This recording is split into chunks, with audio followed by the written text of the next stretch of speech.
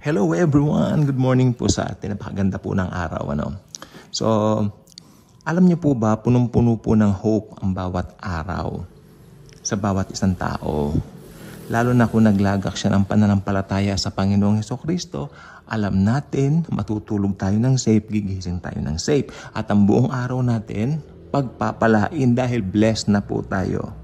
Okay? So, ang mga bagay na mangyayari po sa future, sa hinaharap, siya pong pinag-aaralan natin dito. Wala pong katulad ang kagandahan, okay, ng millennial reign ng Panginoong Hesukristo dito sa lupa. Actually, ito po ang pinakamagandang paghahari ng kahit na sino dito po sa mundo. Yung mga ibang namumuno rito, karamihan dyan may mga sariling intensyon. Yung iba dyan talagang epal lang, di ba? Yung iba dyan talagang parang nagpapapansin lang sa harapan ng camera, kunwari magbibigay ng ng tulong, pero ang gain sa kanila rin. Hindi po ganyan ang paghahari ng Panginoong Hesus. Grabe po.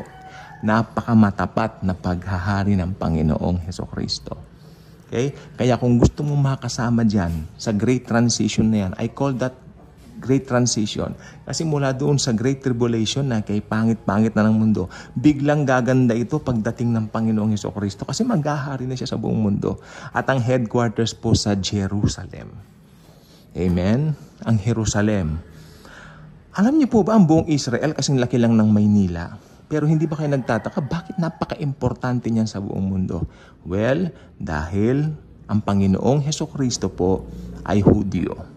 At siya po ay Hudyo magpakailanman. Yan ang dahilan kung bakit napaka-espesyal ng Israel. Okay? At ang Israel, pinili ng Diyos na maging bayan niya. Kaya nung nagkatawang tao siya, Hudyo rin siya. Okay? Para maisakatuparan niya yung pagkamatay at muling pagkabuhay niya para maligtas po tayo sa mga kasalanan natin. I can't wait for that.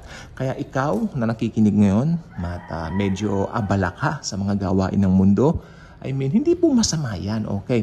Pero kung hindi ka paligtas, hindi ka nakatitiyak ng kaligtasan mo, you don't know Jesus yet, huwag mo ipagwalang bahala ang mensaheng ito sapagkat maaring ito ang magbago ng iyong kapalaran.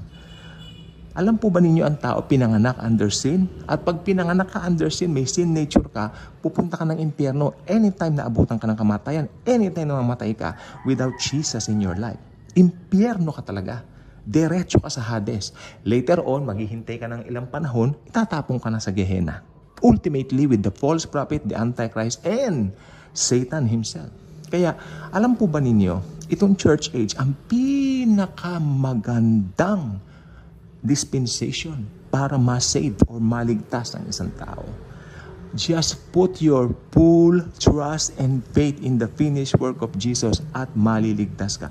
Natatandaan po ba ninyo yung jailer na, di ba, na encounter ni Paul at ni Silas? Sabi niya, what must I do to have eternal life?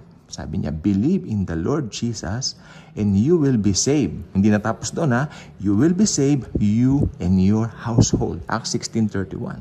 Ito po talaga ay napakagandang bulay-bulayin ng bawat isa sa atin.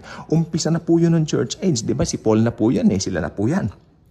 Sila na po yung nangangaral. So, believing only, sabi ng iba, nilalang nila yung believe, no? Hindi po lang ang believe. Pag sinabing believe, you are believing what Christ has done on the cross 2,000 years ago. It's very important. Dahil ang namatay doon, hindi naman ordinaryong tao. Naging tao siya, pero hindi siya tao lang. Siya po ay Diyos na naging tao. Okay? Kaya ang kamatayan niya, kamatayan ng Diyos na naging tao.